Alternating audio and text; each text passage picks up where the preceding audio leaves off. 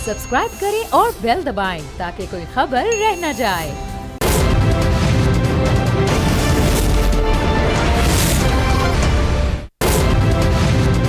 बिस्मिल्लाहिर्रहमानिर्रहीम, अस्सलामु अलैकुम। आप देख रहे हैं प्रोग्राम सलमान मिर्जा के साथ। जनाब, मुल्क में इलेक्शन कमीशन की जानिब से इंतखाबात के ऐलान के बाद सियासी हलकों में एक नया भौचाल सा आ गया है। सियासी जमातों ने जहां जनरल इलेक्शंस की तैयारियों का आगाज कर दिया है, वहीं निगरां वजीर आजम पाकिस्तान अनवारुल हक काकड़ ने चेयरमैन पाकिस्तान तहरीक इंसाफ से मुतालिक बड़ा बयान देकर सियासत में लगी आग को मजीद भड़का दिया है।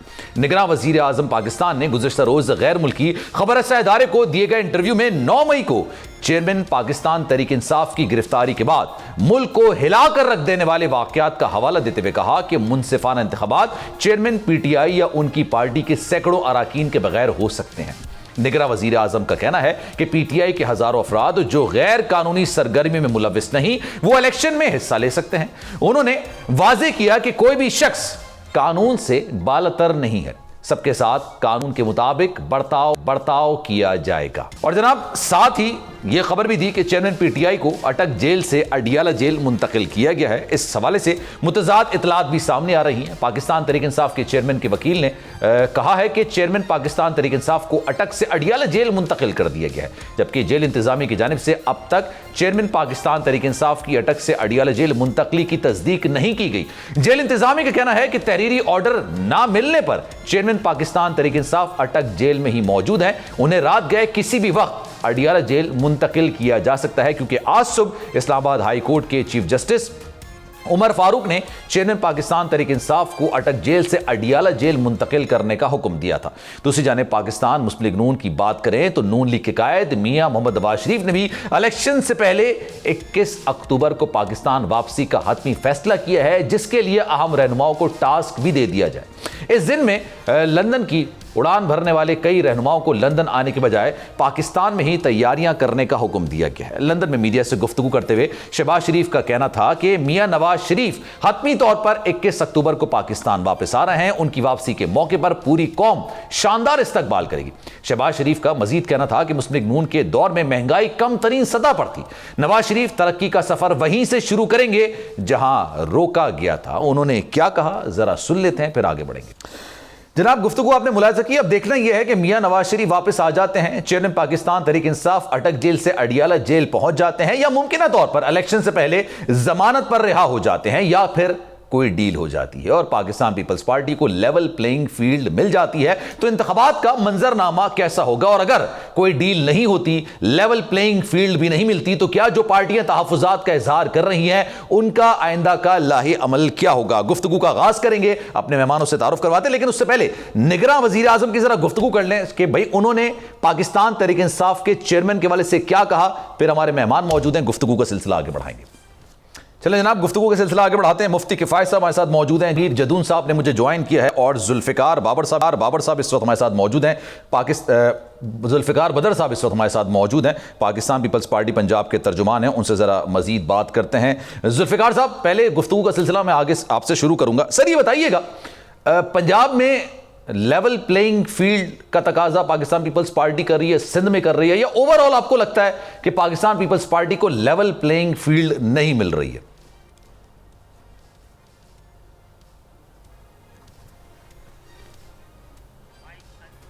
सर, माइक अनम्यूट कीजिएगा अपना।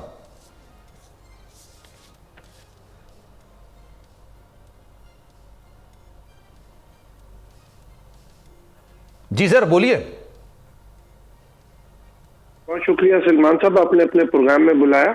असल बात यह है कि पाकिस्तान पीपल्स पार्टी और उसकी लीडरशिप जो जिस बात का तकाजा कर रहे हैं वो ये है कि पाकिस्तान के अंदर बहुत सारे ऐसे सूबे हैं, बहुत सारी ऐसी जगह है जहाँ पे तरक्याती काम जारी हैं, और सिर्फ सिंध के अंदर जो है वो तरक्याती काम रोक दिए गए हुए हैं। हालांकि कानून ये कहता है कि जब तक इलेक्शन का स्केड्यूल अनाउंस ना किया जाए तो वो तरक्याती काम नहीं रोकने चाहिए। खास तौर पे सैलाब ज़दगान जो कि लोग इफेक्टिव हैं सैलाब के हवाले से, उनके घरों की, उनके इंफ्रास्ट्रक्चर के हवाले से जो उनका काम चल रहा था उसको रोक दिया गया। लेकिन उसके बरक्स पाकिस्तान सिंध के अलावा जितने सूबों में काम थे उसको जारी रखे हुए हैं।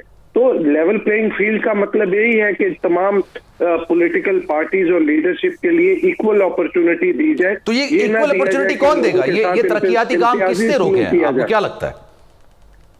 देखिए, ये तो हम तो आवाज इलेक्शन कमीशन ऑफ पाकिस्तान से ही उठाएंगे कि इलेक्शन कमीशन ऑफ पाकिस्तान ने इस चीज का फैसला करना है कि कौन सा तरक्कियाती काम होना है, कौन सा नहीं होना। अगर कहीं पे एक सूबे में काम रुकना है तो इसका मतलब है पूरे पाकिस्तान में रुकना है। पीपल्स पार्टी की तोपों का रुख पर नून लीग की तरफ क्यों है सर? वो काम नहीं रुकने चाहिए। तो इलेक्शन कमीशन अगर इसका जिम्मेदार है, आपको लगता है कि जो फोरम है, रेलेवेंट फोरम है, वो इलेक्शन कमीशन है, तो सर फिर आप लोगों की ये जो तोपों का रुख है ये नून लीग की तरफ क्यों जाता है सर?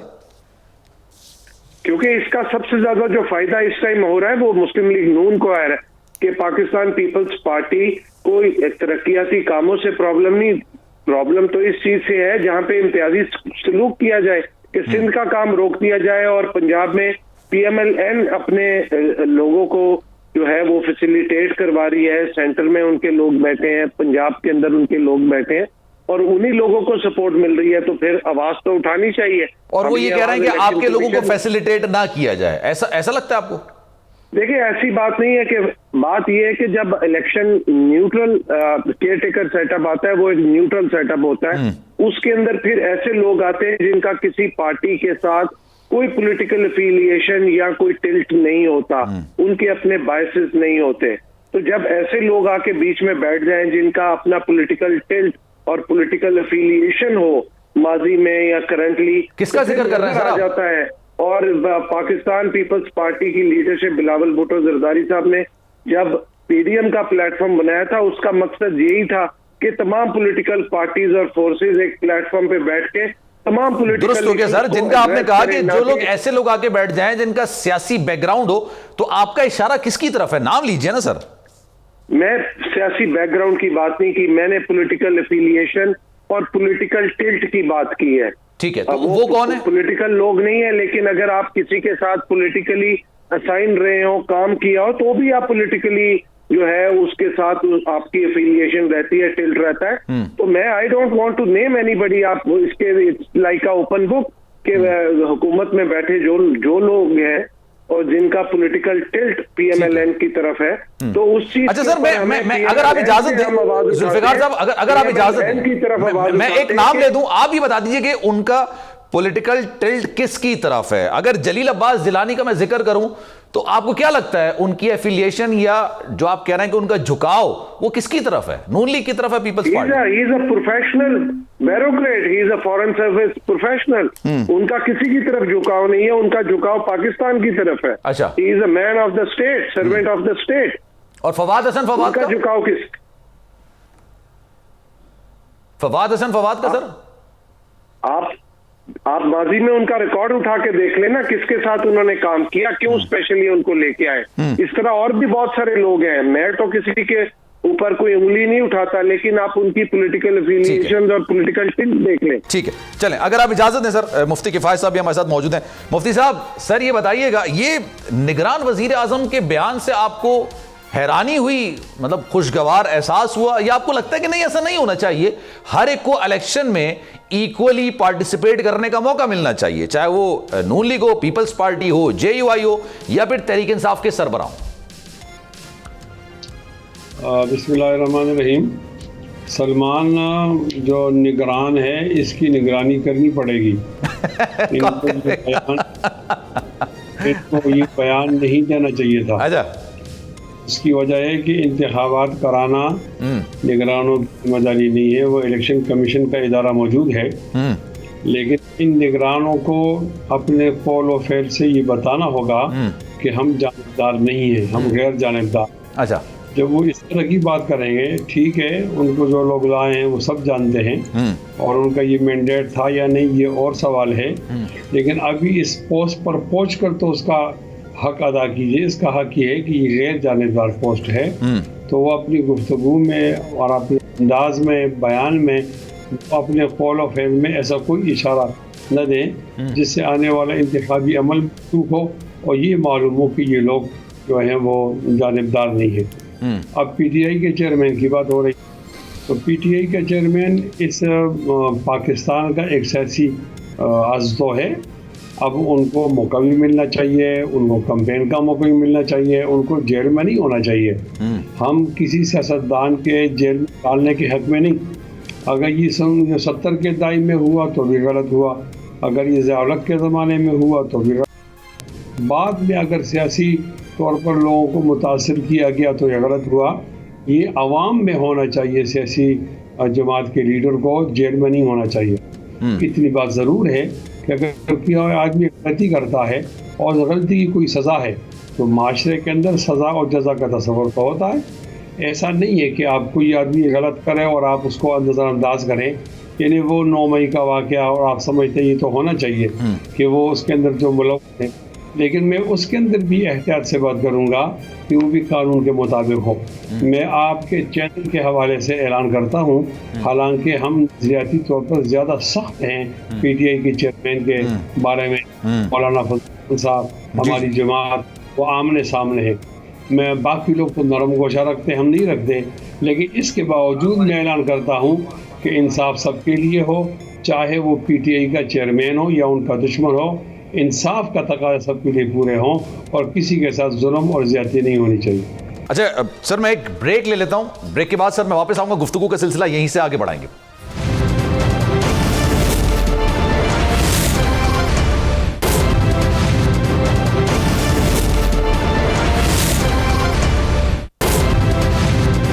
वेलकम बैक जनाब। प्रोग्राम में एक बार फिर से आपको खुशामदीद कहते हैं। मुफ्ती किफ़ायत और जहांगीर जदून भी हमारे साथ मौजूद हैं और जुल्फ़िकार साहब भी हमारे साथ मौजूद हैं। गुफ्तगू का सिलसिला आगे बढ़ाते हैं। मुफ्ती साहब ये बताइएगा, मुझे हैरानी भी हुई है और खुशगवार एहसास भी हुआ आपकी गुफ्तगू से, क्योंकि जेयूआई और पाकिस्तान तरीके इंसाफ तो बिल्कुल ही आप समझ लें कि उनका ताल्लुक ही नहीं हो सकता।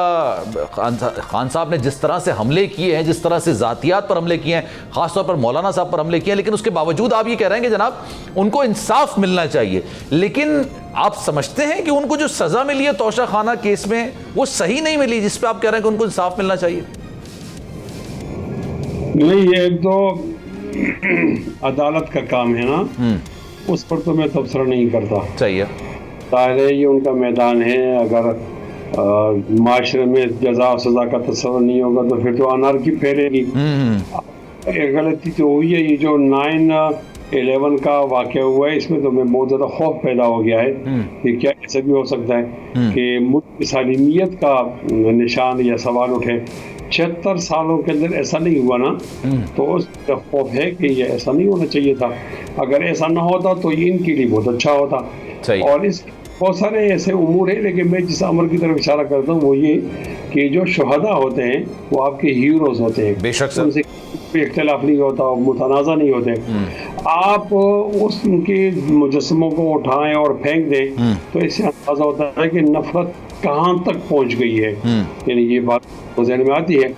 अब अगर आप तो कह दें जी मिट्टी पाओ जाने दो, तो फिर तो कल एक और आदमी ये काम करेगा, तो फिर आप तो पाकिस्तान को उसको सालिम नहीं रख सकेंगे। तो एक अमल हुआ है और इसके लोग मुतय्यन होने चाहिए कौन कौन है। उस पर अदालत जो फैसला देती है तो वो तो हम सबको मानना पड़ेगा, उस फरीक और हमको ही मानना पड़ेगा। अदालत असरअंदाज नहीं होते। लेकिन जब आप तमाम जराइम से कतई नजर बात करते हैं तो हम कहते हैं कि सियासतदान की जो असल जगह है वो आवाम का दरमियान है, वो जेल का दरमियान नहीं है, और उसको अपनी बात पहुंचाने के लिए मौका फराहम किया जाए। तो आपको लग रहा है 2-3 महीने की बात है ना, अभी जनवरी के आखिरी हफ्ते में जो इलेक्शन कमीशन ने अनाउंस किया है कि इंतखाबात हो जाएंगे, तो बैलेट पेपर पर बल्ले का निशान होगा या नहीं होगा? होना चाहिए की बात नहीं कर रहा मैं, होना चाहिए नहीं होना चाहिए, होगा या नहीं होगा? तहरीक इंसाफ के सरबराह इलेक्शन में हिस्सा ले सकेंगे या नहीं ले सकेंगे? आपको क्या लग रहा है? काश मैं इलेक्शन कमीशन का चेयरमैन होता और अभी आप जवाब देता, तो ज़ाहिर है इसका ताल्लुक तो हम एक ख्वाहिश का इजहार कर सकते हैं। सियासत में तजुर्बा बहुत है आपका, इलेक्शन कमीशन की एक बात अलग है, लेकिन सियासत में बहुत तजुर्बा है, आपको पता है कि क्या हो सकता है क्या नहीं हो सकता। मानता हूँ वो आपका मुझसे भी ज्यादा है। तो क्या लग रहा है आपको, होंगे नहीं होंगे? मैं कुछ नहीं कह सकता। मैं कहता हूँ कि अगर कोई इस तरह का अमल हुआ है कि लोगों के ज़मीर को तब्दील किया गया जबर के ज़रिए से, वो सब गलत था। और अब भी कह रहा हूँ, पहले भी मैं तो खुद तो इमरान खान के दौर का मुतासर फरीक हूँ ना। मुझे 88 दिन इमरान खान ने जेल में रखा और हालांकि मेरा कोई गुनाह नहीं था। और जब मैं चला गया सेशन जज के पास तो उन्होंने कहा कि तो फर्द जुर्म भी याद नहीं हो सकता। सही है। जिस कदमात में फर्द जुर्म आयद नहीं हुआ उसके अंदर हम 88 दिन जेल में रहे। लेकिन अल्लाह ताला फरमाते हैं वला यजरिमन्नकुम शनाअनु कौमिन अला अल्ला ताजिलू, किसी कौम की जाति आपको एतदाल के हद से आगे न ले जाए। सही है। तो हम आज भी बात करते हैं एतदाल की। इंसाफ होना चाहिए, इंसाफ होना चाहिए, इंसाफ सबके लिए। ये पीटीआई की चेयरमैन के लिए कह रहा हूँ, उनका कोई दुश्मन उसके लिए कह रहा हूँ। तो सर इंसाफ के साथ ना एहतसाब की बात भी हो रही है। एहतसाब नवाज शरीफ साहब करने की बात कर रहे हैं और कह रहे हैं जनाब जिन्होंने तहरीक इंसाफ के सरबराह को लॉन्च किया था ना 2018 के इंतखाबात में, मौलाना फजल रहमान का भी कमोबेश ये मौक़िफ़ रहा है कि उनका एहतसाब करना चाहिए और जिनका उन्होंने नाम लिया है आपको लगता है कि उनका एहतसाब होना चाहिए और होगा? देखो, मुतालबा करने में तो कोई हर्ज नहीं है और एहतसाब होना चाहिए। किसी को ताकतवर को बचना नहीं चाहिए। मैं इसकी दलील के तौर पर एक बात अर्ज करता हूँ। हुक्म सर। कि ये जो मईशत ख़राब हुई तो कहाँ से ख़राब हुई, तो हम देखते हैं कि इससे मियाँ शहबाज शरीफ से पहले इमरान खान थे, इमरान खान से पहले शाहिद खान थे और शाहिद खान अब्बासी साहब से पहले नवाज शरीफ के दौर में तो हमारी मईशत मुस्तहकम थी और हमारे रिजर्व काफ़ी थे और महंगाई कम थी। अब नवाज शरीफ साहब को एक तरीके से हटा दिया गया। तो जिन लोगों ने ये सोचा, थिंक टैंक्स हैं, साजिश तैयार की, तो उसके बाद तो मईशत हमारी बिगड़ती गई, डॉलर भागता गया, यहाँ तक कि आज हम बहुत परेशान हैं और किसी को कोई समझ नहीं आ रही। तो ये बात तो ज़हन में आता है कि जिन लोगों ने ये साजिश तैयार की कि एक अवामी नुमाइंदों को हटा दिया जाए और उनकी जगह ठप्पों पर अपने मर्जी का आदमी लाया जाए, असल में ये मुजरिम कौमी जिन्होंने मईशत को तबाह किया। अगर आप उनको जाने देंगे तो कल कोई और आदमी साजिश तैयार करेगा और अगर उन पर ये कौमी जुर्म साबित हो जाए, उनको सजा देंगे तो ये सत्तेबाब हो जाएगा आइंदा तमाम किस्म की साजिशों के लिए। वहाँ से हमारे 2017 से मईशत बिगड़ती गई है, तब के गैर हकीकी और यही बात तो तहरीक इंसाफ के सरबराह ने भी की थी कि आप लोग हो गए, पीपल्स पार्टी हो गई, नून लीग हो गई, इन्होंने मुल्क का पैसा खाया है, टैक्स चोरी किया है, बाहर जायदादें बनाई हैं, मैं एहतसाब करूंगा। वो एहतसाब के चक्कर में अपनी कारकर्दगी दिखा नहीं सके और पाकिस्तान की मईशत का हाल फिर आपके सामने है। तो सर हमें मूविंग फॉरवर्ड पे जाना चाहिए या मूविंग बैकवर्ड पे जाना चाहिए कि एहतसाब करें और आगे के लायमल को छोड़ दें? नहीं, एक तो मैं आपका रिकॉर्ड दुरुस्त करूं, वो हमारा नाम नहीं लेते हैं इस बाब में। इस बाब में हमारा नाम नहीं, हमारा दामन साफ है।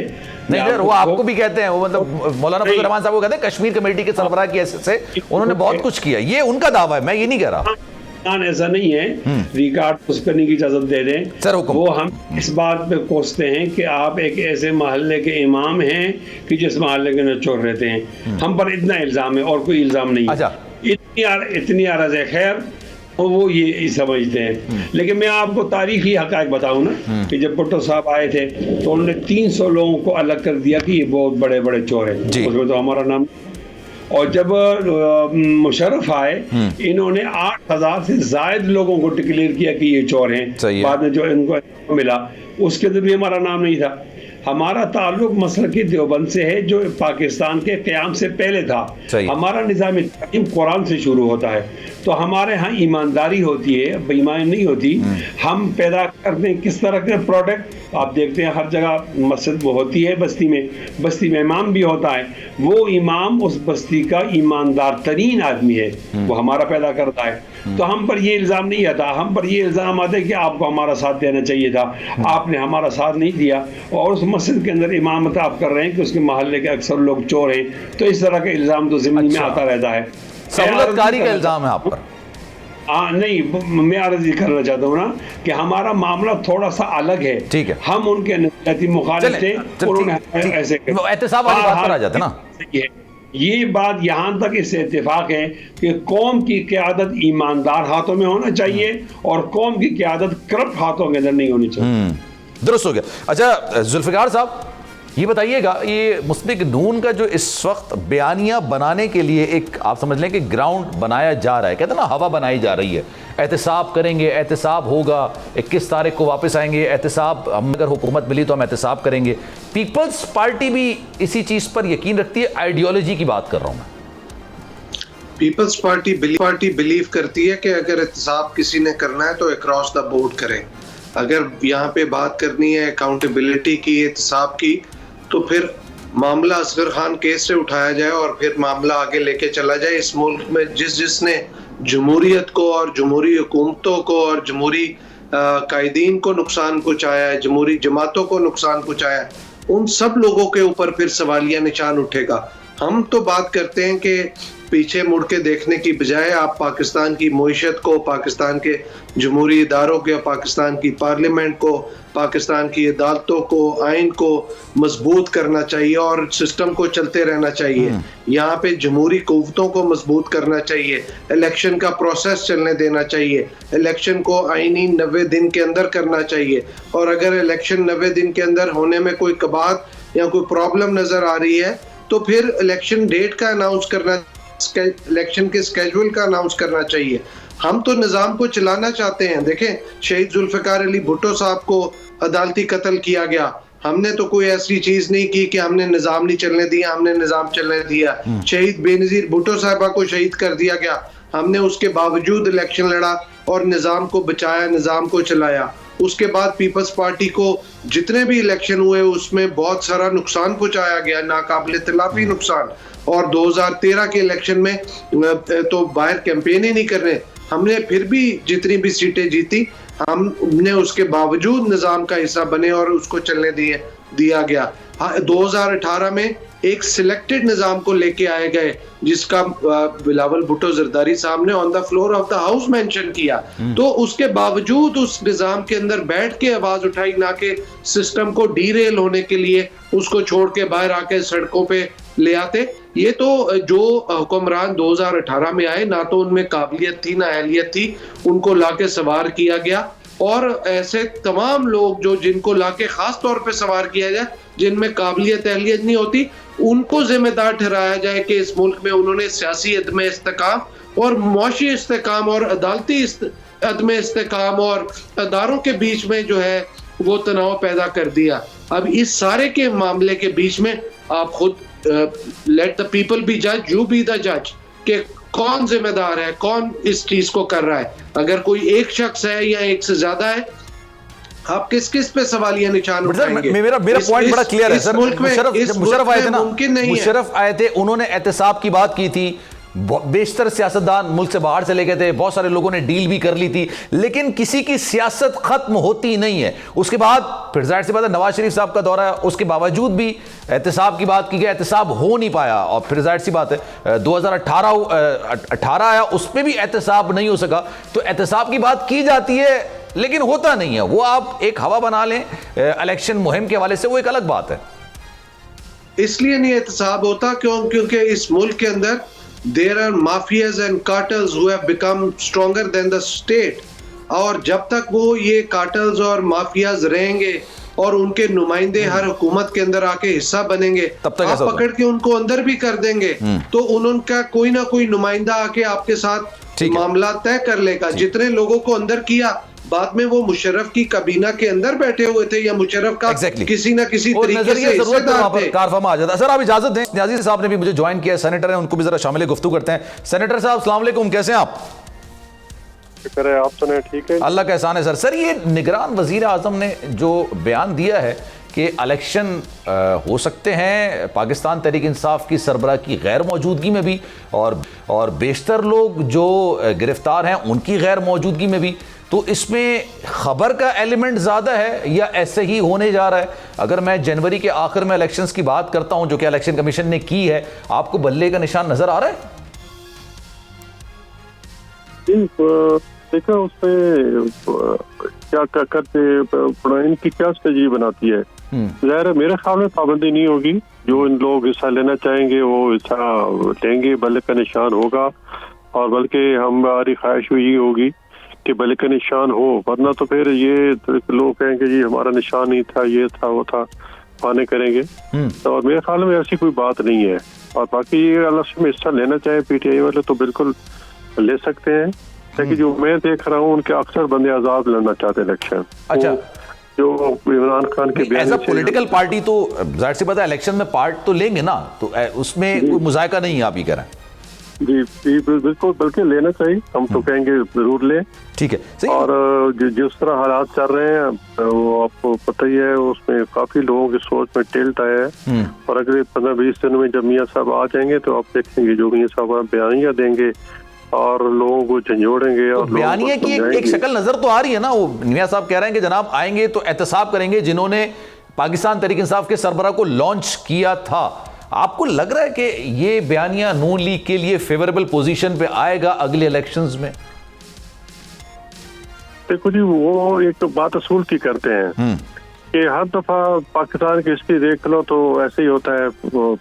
आता है जियाउल हक साहब को देख रहे हैं या अभी परवेज मुशर्रफ को देख रहे हैं, अपने मनमानी करते भी जिसमें बाजवा साहब की स्टोरी चल रही है। तो इस सिलसिले को मकसद ये रुकना चाहिए। और जब तक ये रुकेगा नहीं, कोई ना मुल्क की, देखो हमारे अरब ममालिक यही कहते हैं। सऊदी अरब में जो लास्ट मीटिंग थी इसकी शहबाज साहब के साथ, उन्होंने कहा जी आप एक अपना पॉलिसी बनाए, मुआशी पॉलिसी बनाए, जो भी हुकूमत है चाहे 4 साल के लिए चाहे 4 महीने के लिए, वो उसी में अमल करे, उस पर तब्दीली ना हो। यहाँ पाकिस्तान में क्या होता है कि हर 2-3 साल बाद कोई ना कोई तब्दीली आ जाती है, तो फिर वो पॉलिसी सारी तब्दील हो जाती है। पार्टी चूंकि दूसरी होती है, उसकी अपनी सोच होती है, इसलिए तो हम बार बार पीटीआई जब इक़्तिदार में थी उसको भी कह रहे थे और सबको, पीपल्स पार्टी को, केयूआई को, कि हम सारे चार्टर ऑफ डेमोक्रेसी बने ताकि कब हमारी पॉलिसी वो चलते रहे। सर, वो आपकी बात दुरुस्त है, लेकिन आपने जियाउल हक साहब का नाम भी लिया, आपने मुशर्रफ साहब का भी नाम लिया, मियां साहब ने तो बाजवा साहब का भी नाम ले दिया। सर, उनकी एक्सटेंशन में भी तो आप लोगों का हाथ था ना। उस वक्त आप लोगों को क्यों नहीं ख्याल आया कि एक्सटेंशन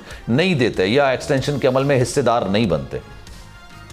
देखो, मियां साहब का एक्सटेंशन तो पहले हो गई थी, आपको पता ही है। वो राना साहब से ब्रीफ कर चुके हैं कि एक्सटेंशन तो आप सोशल मीडिया पे चलती रही थी। जुलाई अगस्त में भी एक्सटेंशन हो गई थी। तरीकेकार पे कोर्ट ने इतराज उठाया था कि ये तरीकेकार गलत है, इसकी वजह से एक वो हुआ। और फिर उसको कहा गया कि अगर 6 कानून साजी की जाए, अगर 6 महीने का टाइम दिया था उन्होंने, तो उस वक्त जो हालात है, सारे सियासी लीडर जो होता है वो बहुत उसकी नजर गहरी होती है मुल्क की अंदरूनी हालात पे, इंटरनेशनल हालात पे, कि किससे क्या काम लेना है। अब ये साहब देखो 10 साल वज़ीर आज़म रहे हैं, उनको पता है कि इस इलाके के जियो स्ट्रेटजी क्या डेप्थ है, क्या जियो पोलिटिकल हालात चल रहे हैं, उनको सारा पता है। अभी जो हमारे पड़ोस में नियाज़ी साहब, लेकिन ये बात आपकी, चले मैं एक सेकंड के लिए इसको मान भी लेता हूं, तस्लीम भी कर लेता हूं। तो सर ये भी बताइएगा, जब शहबाज शरीफ साहब वजीर आजम बन गए थे तभी बाजवा साहब आर्मी चीफ थे, उस वक्त उन्होंने कुछ नहीं कहा बल्कि तारीफ किया करते थे। जैसे ही उनका टेन्योर खत्म हुआ है, उनकी जॉब खत्म हुई है, तो फिर सर इस तरह के बयान देना आपको लगता है ये दुरुस्त अमल है? ये तो फिर 2 अलग सिक्के हो गए ना, एक ही जो मामला होता है। देखो जी, वो एक हकीकत जो है वो मियां साहब ने बयान की है कि किसने क्या किया। ज़ाहिर मियां साहब को हटाने में तो सबका हाथ था, उसमें एस्टेब्लिशमेंट के बंदे भी थे, अदलिया के बंदे भी थे, वो सारे सबके सामने है। अब देखो, बाद मौके ऐसे आते हैं कि आपने मुल्क को बचाना होता है, रियासत को बचाना होता है, सियासत को एक साइड पे रखना होता है, बयानी को साइड पे रखना होता है। सही है। अब उस वक्त क्या हम कहते हैं कि चूंकि इन्होंने किया है तो अभी पाकिस्तान भुगते, भाई उस वक्त मुल्क को बचाना है। जिम्मेदार सियासी पार्टी और खिलंदरी पार्टी पीटीआई जो है, उसके और हमारे दरमियान ये फर्क है कि उन्होंने मुल्क के साथ खिलवाड़ किया, और हमने जब कि मुल्क के हालात ऐसे थे, हमारे सियासी नुकसान हो रहा था, तो हमने अपनी सियासत को कुर्बान किया और रियासत को बचाया, और रियासत को बचाने में अल्हम्दुलिल्लाह कामयाब हुए। हमने पाकिस्तान को डिफॉल्ट नहीं होने दिया। तो ये कि बयानी तब्दील हो जाए, वक्ती तौर पर खामोशी उन्हें जरूर इख्तियार की। सर, मुशर्रफ साहब आए थे, उन्होंने कहा था कि वो सियासतदानों का एहतसाब करेंगे, फिर जाहिर सी बात है डील करके बाहर चले गए। फिर जाहिर सी बात नवाज शरीफ साहब आए, उन्होंने भी एहतसाब करने की कोशिश की, मुशर्रफ साहब का नहीं कर पाए। 2018 आया, उन्होंने फिर तहरीक इंसाफ के सरबराह ने नून लीग का, पीपल्स पार्टी का, जेयूआई का, सबका एहतसाब करने की कोशिश की, वो नहीं हो पाया। लेकिन इसके चक्कर में मुल्क की मईशत को बड़ा गहरा नुकसान पहुंचा है। तो हमने माजी की सियासत से सबक सीखना है, आगे बढ़ना है, मुल्क को तरक्की की राह पर गामजन करना है, या वही 90s की सियासत के इख्तिदार मिला तो फिर जो हमारे साथ हुआ उसका हिसाब पहले दिया जाए? नहीं, ऐसी बात नहीं है। हम तो देखो, आप क्यों सियासी पार्टी को हम कह रहे हैं कि हम बैठ के मुल्क के हालात का, आप देखो, हमने बड़ी कोशिश की थी जब हमारे हुकूमत शहबाज शरीफ की हुकूमत के आखिरी 2 महीने में कि तमाम सियासी पार्टियां बैठ के एक लाएमल बना लें, लेकिन हमेशा पीटीआई इनकार करती रही। वो समझते कि हमारा बयान ये है कि दिन हम इनके साथ क्यों बैठे, मुस्लिम लीग नून की पीपल्स पार्टी के जेयूआई के साथ बैठ गए तो उसके बाद हमारी सियासत खत्म हो जाएगी। हाँ जी, नैरेटिव खत्म हो जाएगा, तो वो उसी पे कायम रहे। और ये नहीं है कि हमारा मुल्क तबाह और नुकसान हो रहा है, नहीं जी, बस वो समझ रहे थे कि शायद इस तरह मैं बयान करके वज़ीर आज़म बन जाऊंगा। ऐसे वज़ीर आज़म नहीं बनते। अगर बन भी जाए तो जो मुल्क के साथ उन्होंने पिछले 3.5-4 साल में इमेच्योरिटी की, पोशियत के साथ जो हालात किए और जो उसे नारे लगाए थे कि 200 बंदे की टीम है, $200 बाहर पड़े, कुछ भी काम जाए। और जहाँ तक जी इत्तेसाब क्या भी कहा कि इत्तेसाब का नारा लगाया, खान साहब ने पूरे इत्तेसाब करना हमारा किया, लेकिन अल्हम्दुलिल्लाह न सिर्फ पाकिस्तानी कोर्ट्स में बल्कि जो इंटरनेशनल कोर्ट्स हैं और हमने वहाँ मुकदमे सारे जीते। जिन अखबारों ने हमारे पे इल्जाम लगाए थे, डेली क्राफ्ट थे, डेली मेल ने, दूसरे ने, और फिर ये करो ये खान साहब है जो बैरिस्टर, क्या नाम था बैरिस्टर, क्या नाम था जो शहजाद अकबर की क्या था, उसने कितनी कोशिश की। 6-7 मुल्कों में मियाँ साहब की मनी टेलरिंग और शहबाज साहब की तलाश की गई, किसी को नहीं मिली, और उस पर पता नहीं कितने लाख पाउंड भी उन्होंने खर्च कर दिए। जी जी बिल्कुल। यानी कि पाकिस्तान के मियाँ शरीफ फैमिली का जो एहतसाब था वो पता नहीं 5-6 अरब रुपए खर्च हुआ और कुछ भी अल्हम्दुलिल्लाह क्लियर हो गया। अच्छा चलें सर, टाइम की किल्लत है, एक और सवाल आपसे सर, ये बताइए पीपल्स पार्टी के साथ इत्तेहाद वक्ती था, ये आगे हो सकता है? क्योंकि अभी तो दोनों तरफ से थोड़ा इस तरह के बयानात आ रहे हैं जैसे लग नहीं रहा है कि इत्तेहाद हो पाएगा अगले इलेक्शंस के लिए। नहीं, हमारी प्रायोरिटी ये है कि हम तमाम को साथ ले चलेंगे, बल्कि हमारा तो ये पार्टी के अंदर ये सोच है कि अल्हम्दुलिल्लाह अगर पाकिस्तान के हमें मैंडेट देते हैं और हम सिंपल मेजॉरिटी, 2/3 मेजॉरिटी देते हैं, तो इसके बावजूद जितनी सियासी पार्टी हैं हम सबको साथ लेके चलेंगे, चाहे पीपल्स पार्टी, हम तो बल्कि पीटीआई को भी दावा देंगे आगे, उसके मर्जी हमारे साथ चले न चले।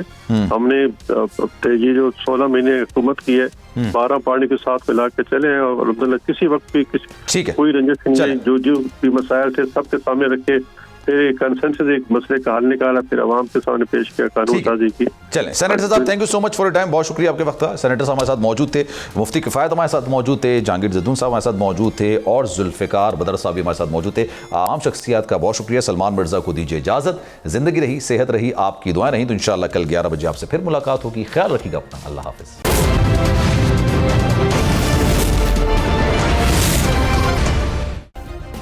सब्सक्राइब करें और बेल दबाएं ताकि कोई खबर रह न जाए।